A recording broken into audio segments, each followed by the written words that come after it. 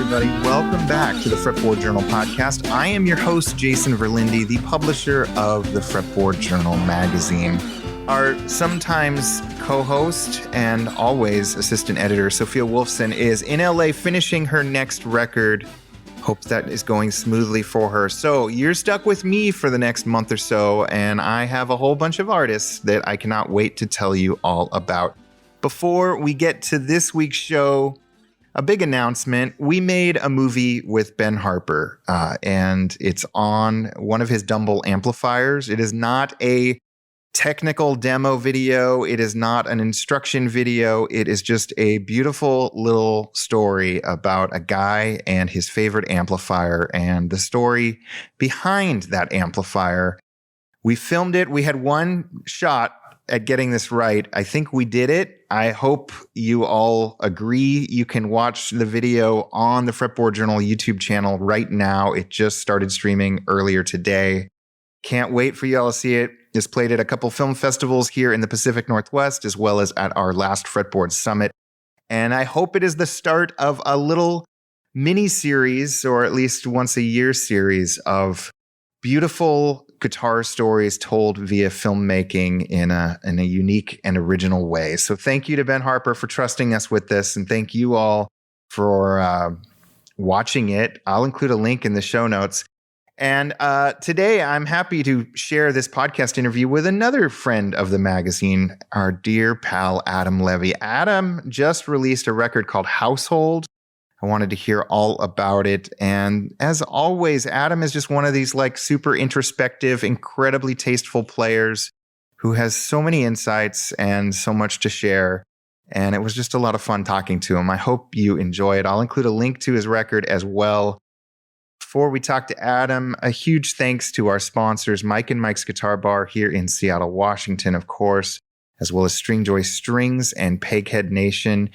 I have discount codes for both Stringjoy and Peghead Nation, so if anybody wants to jump on those, you can just go to the show notes.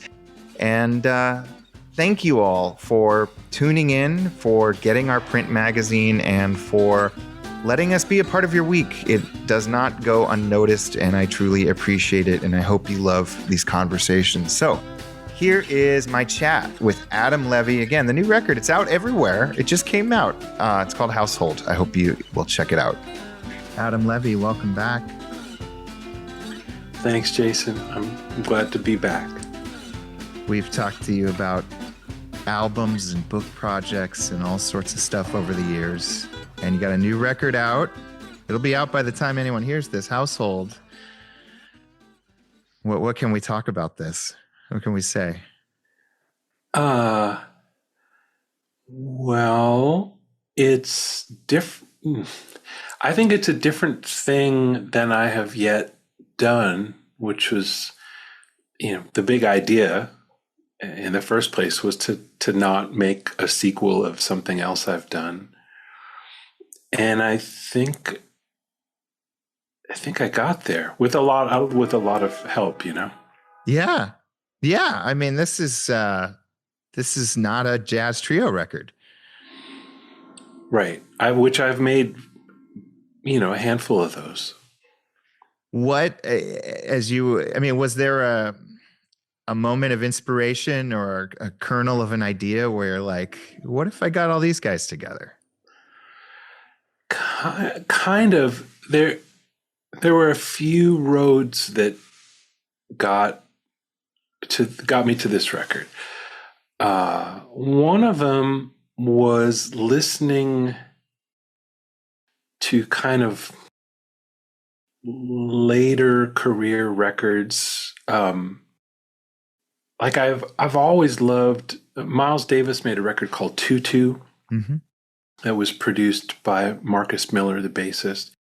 And it put Miles in a really different context as far as, what was going on around him, but he still sounds exactly like himself. And that's a record that I loved when it came out and that I go back to. And then more recently, I was listening to one of Wes Montgomery's last records, maybe his last studio record, I'm not sure. It's called Down Here on the Ground. Mm-hmm.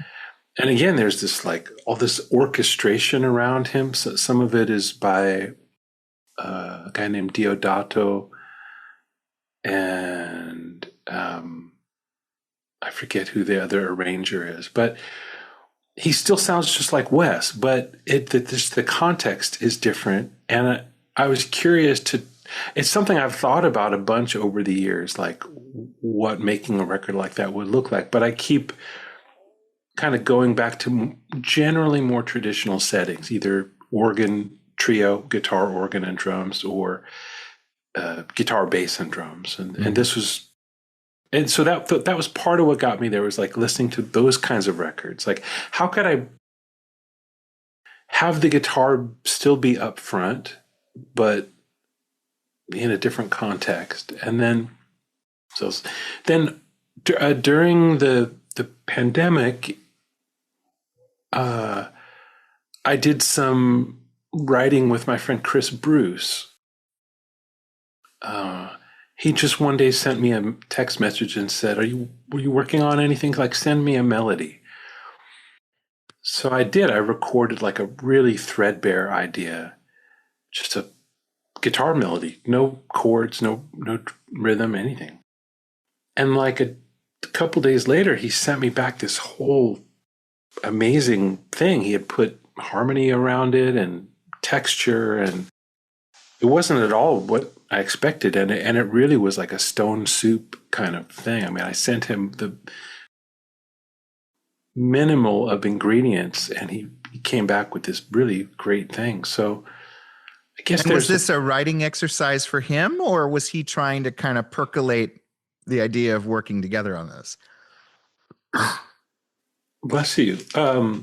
I don't know.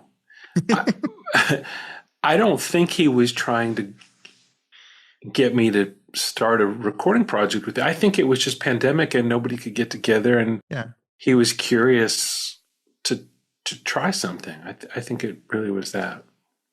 That's really cool. Yeah.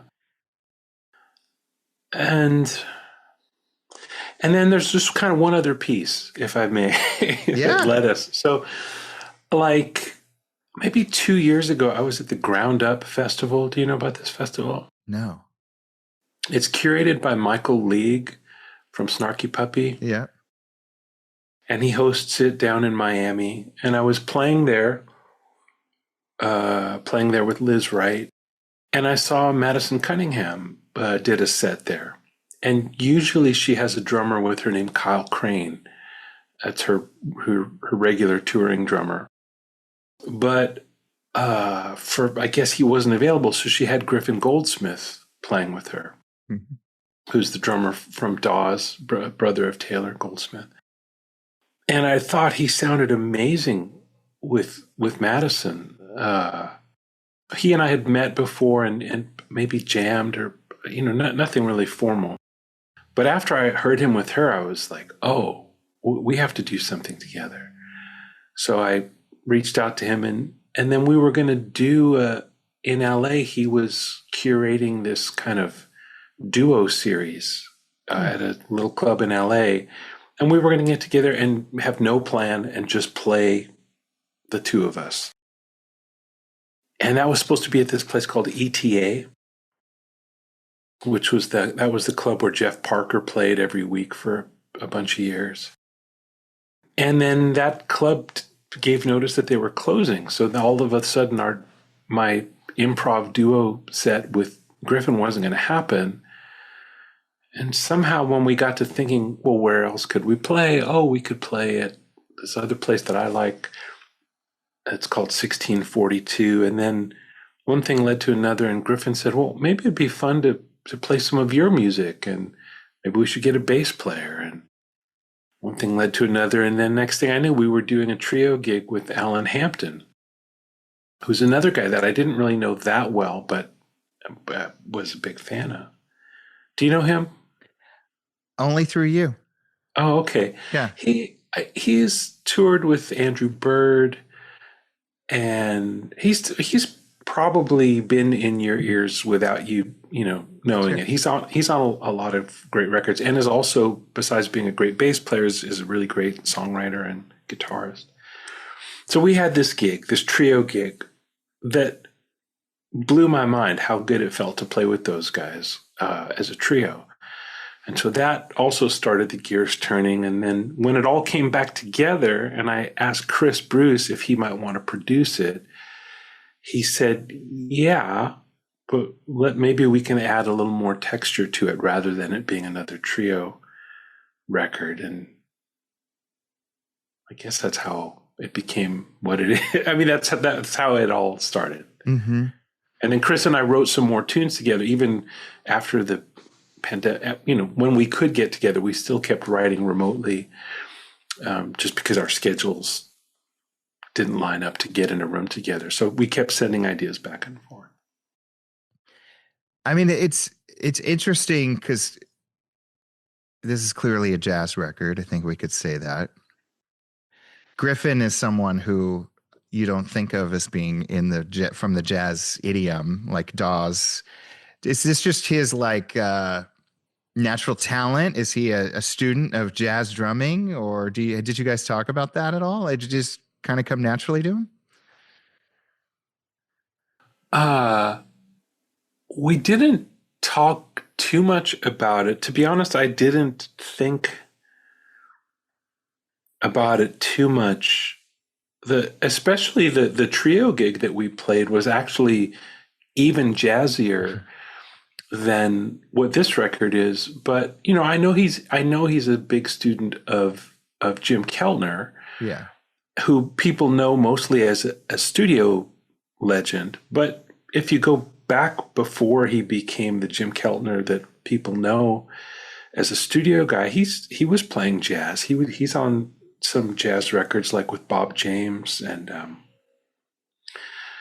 so maybe that's the connection. I don't know what's in Griffin's record collection, if there's a lot of bebop in there or not. I don't know. Mm-hmm. And when you were deciding, because obviously at some point you need to herd all the cats and get them into a recording studio, did you give yourself parameters of it's going to happen on this month? And did you originally think maybe there'd be more players coming in and out, or how did that all come to be? The timeline, I'm trying to think how we chose the time we did. I think it really just started from reaching out. Once I knew the band that I wanted, and I wanted to have Chris there, and I knew that the engineer that I wanted to work with, her name is Lynn Earls.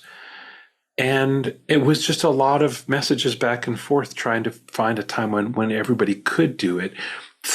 Three of the musicians live in LA. That's Alan and Griffin, and also the saxophonist, Josh Johnson. Mm-hmm. So they were already going to be in LA, and I wanted to do it in LA, but I needed to find a time that Chris lives in New York. He needed to be able to get there. Another thing was that I wanted to record at Lynn's studio, which at the time was in a place called Tehachapi. I don't know where that is.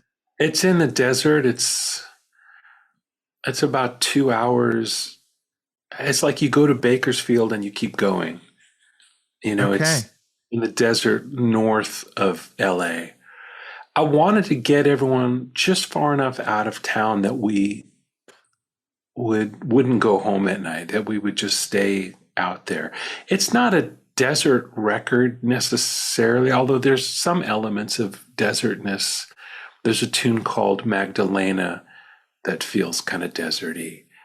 But it wasn't specifically that I wanted to make a desert record. I wasn't trying to go for Bombino or that kind of sound. But I did want to get people out of there, because that's what I like when I'm making I like to get out of town and just focus on making a record for a couple of days. So that's what we did.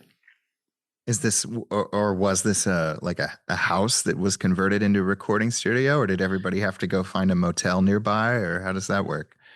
Yeah, the house couldn't fit everybody, but it was a house. It was the house that Lynn was living in. She has since sold the house and it's not a studio anymore, but it was just a house. So like the bass setup was in the laundry room, and I was in the control room along with Lynn, the engineer, and Chris. Chris and I had our amps isolated, but we were sitting in the control room. And then Josh was in one of the bedrooms, and Griffin was in, I guess, what would be the living room. Mm-hmm. That was the drum room. I did have to get a hotel for 3 of the guys, but me and Chris stayed in the house. Yeah. Okay. That's cozy. Fun. It was really fun. Yeah. Yeah. I like that.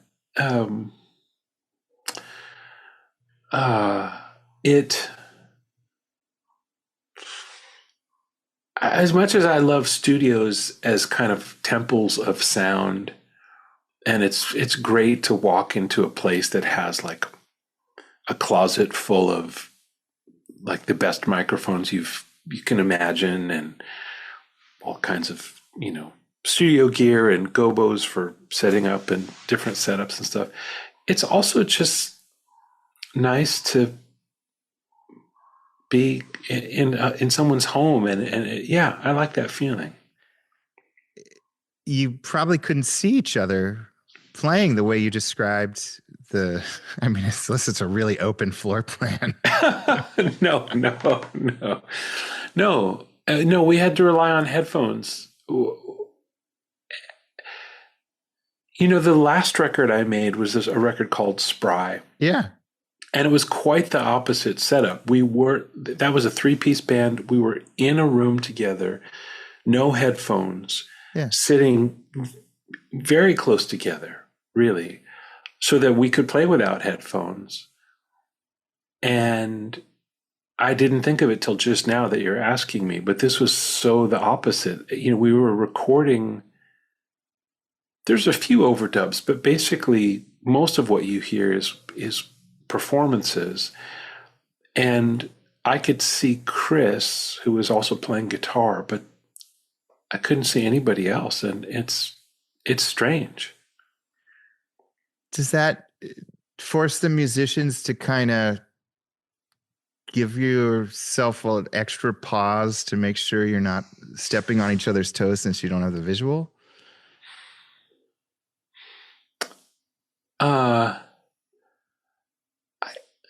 I guess so. Yeah, that's an interesting Or you question. guys are just really intuitive. Well, I don't know. I mean, hopefully, but it's a tricky thing because, yes, you do. The reason I kind of hesitated to answer is like, yes, you do have to be extra careful, but I didn't want to make a record where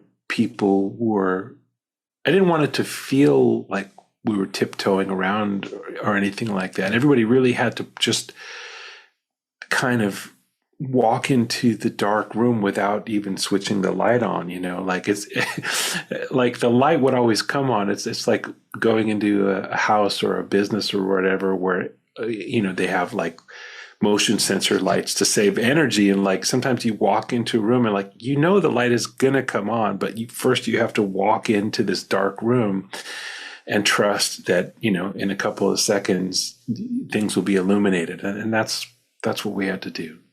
Wow. That's really cool. What did you bring instrument gear-wise? I have this Telecaster that I've been borrowing for a couple of years now from my friend Lainey Stern. That was my main electric on the whole record. I didn't bring an amp because who flies with an amplifier? But Alan, the bassist, had an old Gibson Discoverer, I think it's what it is. It looks like a Falcon amp, or one of those kind of amps. So he brought that and I used that. And that's the sound. Most of the record is electric. So I'm playing the Telecaster and that Gibson amp. And then I had a small pedal board with an Origin Effects Deluxe 61, which kind of gives you the circuitry of an early 60s brown face Fender Deluxe in a box. And I think I was using a Universal Audio Del Verb delay and reverb. I think. I'm going to have to double check, but that's what's on my board now, which is a really cool combination of reverb and delay. Mm-hmm.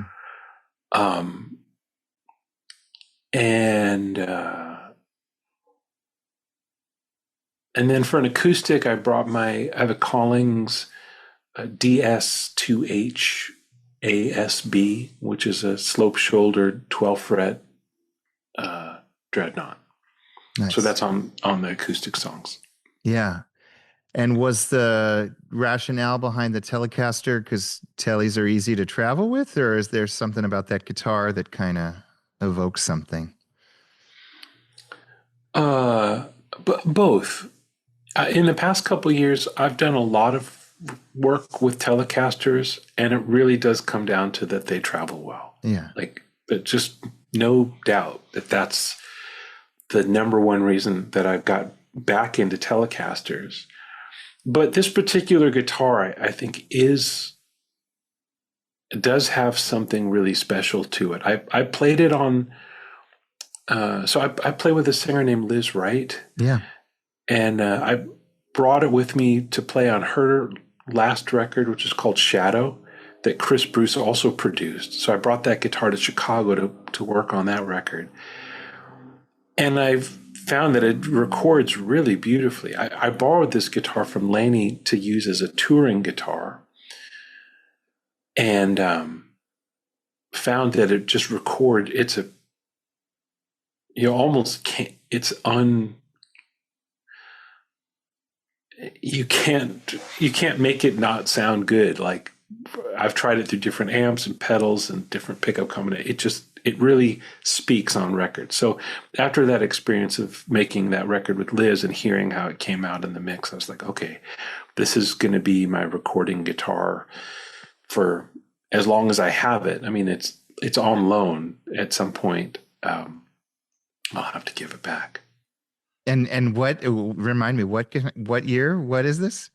Man, what is this mythical guitar? I've not asked Laney because I kind of like it being a little bit of a mythical thing to me. Like, I'm not trying to keep it a secret from anybody else, but the best, I walked into, I was in Crandall one day. Uh-huh. And I had it with me, and Steve Earle took a look at it, and I think he took a best guess at like what it was. My best guess is that it's a late 60s, like maybe 67 body. Okay. Just it's blonde, but the way that the finish has aged with sweat and play and banging around, it has to be still from that era. There's no way it's like from the 70s, just because those guitars are kind of preserved in, this heavier kind of finish. But so I think it's a 67 body. The neck is for sure from a later period and is a little narrow, like even looking at where the neck goes into the pocket, like there's more of a gap than you usually would want to see. Sure. Somebody put these amazing big brass, strap buttons on. They look like the kind of brass that we would see in the 70s, like Mighty Might. This like big oversized brass. And then it's got a 6-saddle bridge. And somebody at some point put a Gibson, like I've heard it called a T-top humbucker, which I guess is early 70s. I'm not even sure. I'm not as much of a guitar geek as many. As many, yeah. But somebody that did a repair for me said, "Oh yeah, that's a T-top." I said, "Oh, okay." So that I just repeat that. I don't know what that means. So it's parts. But it was parts that were put together, I think, in the 80s. Lainey told me she bought it from this guy named Artie Smith, who's an instrument rental guy, well known in the New York studio scene. Rents for many years, has rented gear to great players for sessions over the years, especially drummers. His collection of snare drums is legendary. But he also has put together and bought and sold a bunch of guitars. And this, I think, came through the hands of Artie Smith. So maybe I could ask him what it is, or geez, I could unscrew the neck and look at what's in there. But I don't want to do that. The mystery might be better. It might be better to just never know. It's better to me, but people keep asking me about it, and so I don't know. You got to stop doing interviews with guitar podcasts. They're probably the only people asking you. No, but dudes at shows will sometimes ask me, and I just don't know what to say. I don't know. Yeah. You must. I mean, I've seen this with Frizzell too. Like after a show, all the guitar nerds flock to you to ask you very specific questions. Does it drive you nuts? No. Okay. No. I think that's just how we talk to each other. But I just don't know that stuff. Like, my friend, do you know Rionda? Have you interviewed her? No, I haven't interviewed her. Yeah. She was recently telling me that she's looking for a duosonic, and she said, but it has to be like 56 or 57 because the nut width is 41 millimeters, and then 57, 58, it goes to some other measurement. I would have no idea of any of that stuff. That's the kind of stuff that I know when I pick it up and I play it, but I would never just know that kind of stuff off the top of my head. Yeah. Going back to the record, is the title just a play on the fact that you recorded it in this converted house? Yes. Okay. Yeah, nothing more clever than that. Yeah. And was it, how converted was it? Was it soundproofed, or was it just like walking into a house that had a lot of microphones and cables running around it? That's all it was. Yeah. Like Alan Hampton, the bassist, was literally in the laundry room with a wild array of blankets, because he sometimes was playing upright bass, Yeah.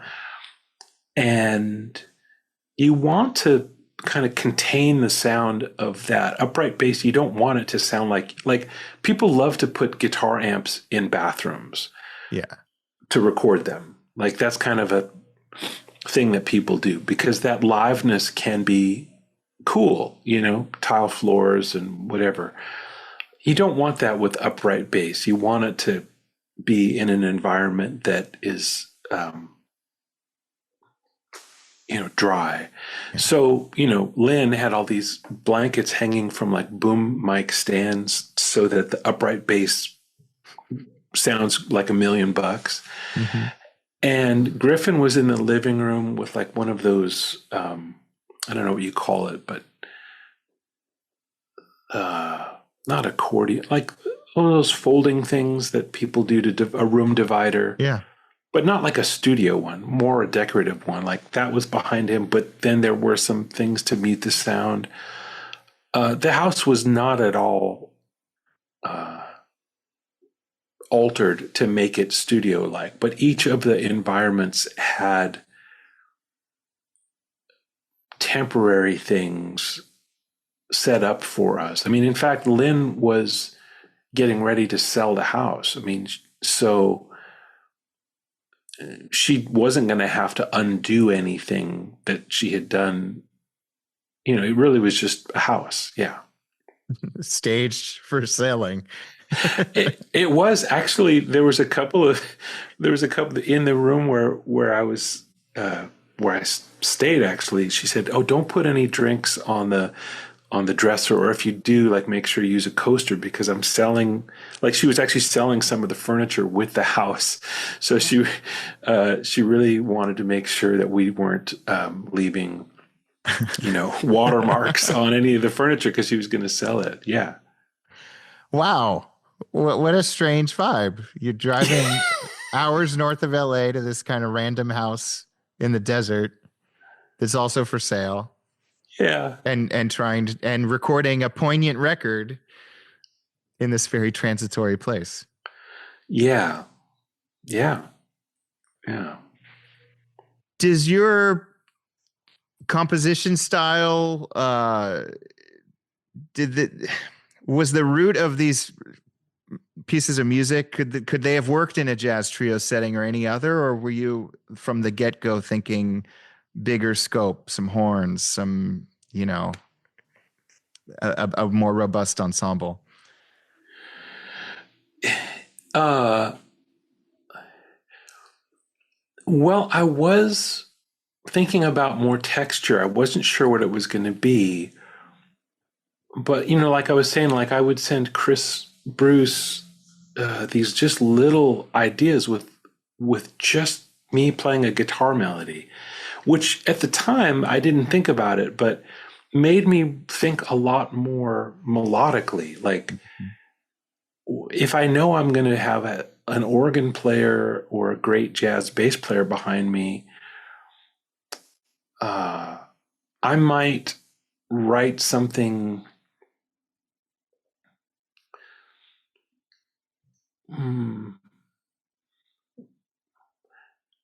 The melody can be a little more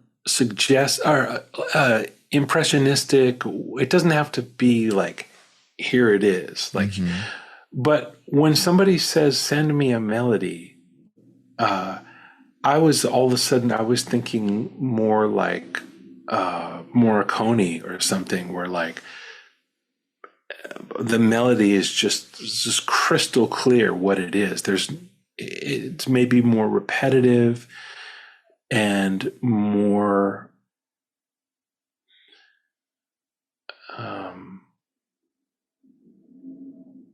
there's a couple of ballads on the record that are almost like love theme from whatever. Like there's one called Do You Love Me? Mm-hmm. And there's another one called Maria Travia that are really that way. They're mostly just melodic statements. There's not even improvisation. And then there's another one called Lula May, which has much more improvisation to it. But yeah, I wanted to have some things that were just, love theme from whatever. Mm-hmm. And I didn't know quite what like you were asking, was I thinking about there being horns? Sort of, but I'm not in that way. I was really just thinking of creating melodies. And then when I heard what came back from Chris Bruce, even before the studio, just from his laptop in his apartment, what he was able to do, I wanted to write things that left space for that kind of stuff. I didn't say this earlier when you were asking about, what, I mentioned the Wes Montgomery record, and I mentioned Miles. I also was really moved by Nels Cline's Lovers record. I thought you might. I heard a little hint of that. Yeah, I love that. Yeah. Here's the guitar in this more, I don't know if lush is quite the word, but orchestration. We just don't hear this kind of thing as much anymore because, well, I don't know because why. Yeah. But I love listening to Frank Sinatra records with Nelson Riddle, and I love listening to the saxophonist Michael Brecker did this amazing collaboration with an orchestrator named Klaus Ogerman. Mm-hmm. It was called, I think it's called Cityscapes, I think. And it's wonderful to hear people play with all that stuff going on. And also my grandfather was an arranger, so I grew up going to hear his groups, which were always like 8 or 9 pieces. And I guess, those are all the reasons that this record took the shape that it did. It's really cool. I mean, it's not that, at least to my ears, those records don't sound dated. I think they just kind of became economically unfeasible. It's hard to get 10 musicians in the same recording studio, let alone touring or more. So yeah, exactly. Yeah. So that's cool. Have you talked to Nels about the Lovers record? Have you guys had gone deep on that? Not deep exactly. I have talked to him about it. Yeah. I didn't mention it to him that I was going to make this record because I don't think I've talked to him in the interval since the last time I talked to Nels at length was after a record that he made maybe 4 years ago. And I've seen him since then, just casually, but that's what I was asking him about. But did you interview him about Lovers? Well, yes. And he also played with Julian here at the office. He played The Bond, which brought me to tears. That's my favorite track on that whole double record. So yeah. I want to go back and listen to it again, and I should send him a thank you. I want to tell you a story. It's just a funny Nels story that I'm going to try to keep really short because doesn't pertain to any of this, but kind of does. I have a YouTube channel and I interview people sometimes, and I interviewed Nels for this record that came out in 2021, I think. And after I posted it on YouTube, my landlord at the time wrote to me and he's like, "Oh my gosh, I can't believe it." And I said, "What?" He said, "Well, he recognized that behind me was the room that I'm renting from him, from my landlord. And it came up on his YouTube feed because he follows Nels. He's a big Nels fan. My landlord, he knew I'm a guitar player, but he didn't know in what world I'm in or whatever. And so he's like, "Oh, I didn't know you know Nels." And I said, "Well, I didn't know you know Nels." He said, "Oh, yeah. So this guy's name's Francis. I guess he was a bartender at the Alligator Lounge from way back in the day." Like when I first heard Nels, that was like what he was doing. He was living in LA and playing regularly at this place called the Alligator Lounge. Anyway, that's the whole story, but it's just I love how small the world is that I wind up renting an apartment in Brooklyn from the former bartender of the Alligator Lounge, which people can look up if they don't know, but it was a bar in LA that Nels and his brother played a lot of music at.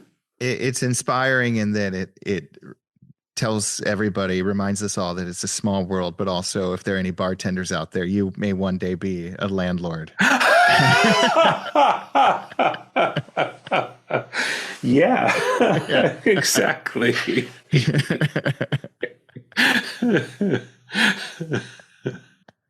In fact, it might be more lucrative than being a really good guitarist.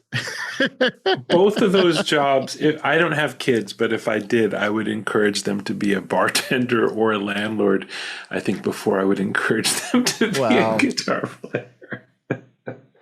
Adam, are you going to be able to play this record out? That is a really pressing question. So for people who haven't heard it, which I'm imagining is pretty much everybody, the record there's 5 musicians on it. Yeah.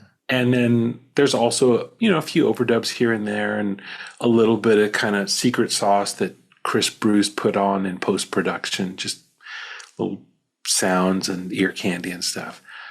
And most of the time I perform live as a 3-piece band because, like, as you were saying, it's economical, we can travel and such. I was talking about this record with do you know Thomas Morgan, the bassist? Yeah. Yeah. So he's my neighbor, and we played a show together recently. And we were talking about this because he has a new record coming out that also would be really hard to replicate live because of the way that he made it. And he just was very like, well, why can't you? Why can't you play this music live? And I thought, yeah, what exactly? Why can't I? Like, I still am going to most of the time play in smaller ensembles live, 2 and 3 people, because hotel rooms are expensive, etc. But I'm going to find a way. I don't know what it is yet. I don't know if it means I'm going to use more effects than I normally do to kind of enhance the sound in some way, or if I'm going to use a looper pedal, which I have never done live, or if it just means I'm going to reimagine the music. I played a show a couple nights ago with a version of this band. The only person from the record that I had with me was Chris, playing electric and acoustic guitar. But then I had an all New York band because I live in New York and the show was in New York, and that's what it was. But it felt good to have all that texture. But I think going forward, I'm going to have to find a way, but I haven't found it yet. Okay. So no dates on the horizon just yet. Not just yet, but well, it's funny. I'm doing something that probably doesn't make sense, but I'm taking my singing band on the road in 2 weeks from now. We're going to play some shows on the West Coast. And in that band, normally I don't play any instrumental music, let alone this music. I sing songs, but I'm going to try to play some of this music with that band, which is even another layer removed from, because it's not a jazz band, but I feel like the guys, that rhythm section could play this music. And so I want to try. I think the sooner that I kind of need to rip off the Band-Aid or whatever the metaphor, like I need to get to it. It would be really tempting to just keep playing the music that I've been playing, like in a jazz way, which is the music from Spry and other instrumental records. But I think if I don't make myself play some of this music, then it won't get into my repertoire, and that's a shame. So I'm going to have to figure it out. I guess I didn't know. I mean, I know you travel the world with all sorts of touring artists. I didn't know that you compartmentalize the singing side of Adam versus the instrumental side, because at the Fretboard Summit we forced you to do all sorts of stuff, but you kind of went back and forth. I didn't realize that was an anomaly. Yeah. Okay. It was. I have a band where I sing, and then I have a couple of different versions of bands that are instrumental, and doing that at the Fretboard Summit made me want to actually. I've done it again since then, and like mixing it up. Like I had a jazz gig recently where I decided I was going to throw a couple of my songs into the set, and my songs are not particularly jazzy. And it turns out that it was such a non-thing, Yeah. But in my head for many years, there's been a firewall between those two things. Okay. I can't remember who your band was at the summit, but it was, I think, pretty good. Well, I did it twice. I mean, I did it one year. It was with Nick from JHS Pedals on drums. And Adam Miller on bass. Yeah. And then we did some things with different guitarists, with Joey Landreth and Ethan Sherman. It's a typical pickup band thing. Yeah. But this is really something that I've been thinking about a lot lately. It's like, why is there a firewall? Nobody cares about me. Yeah. Yeah, I don't know. That's for you to ponder. So when does this tour with the singing band start? The 17th of June. And it starts where, and where does it end? It starts in Berkeley. We're playing at a place called the Back Room in Berkeley. We've got a show in Sebastopol at the Hop Monk Tavern, and a show in Portland at Strum, and a show in Seattle on the 22nd of June at a place called the Sea Monster. Okay. Well, I'll see you at that one. Hopefully, Fretboard Journal listeners around the West Coast will converge on the other ones too. Great. Yeah.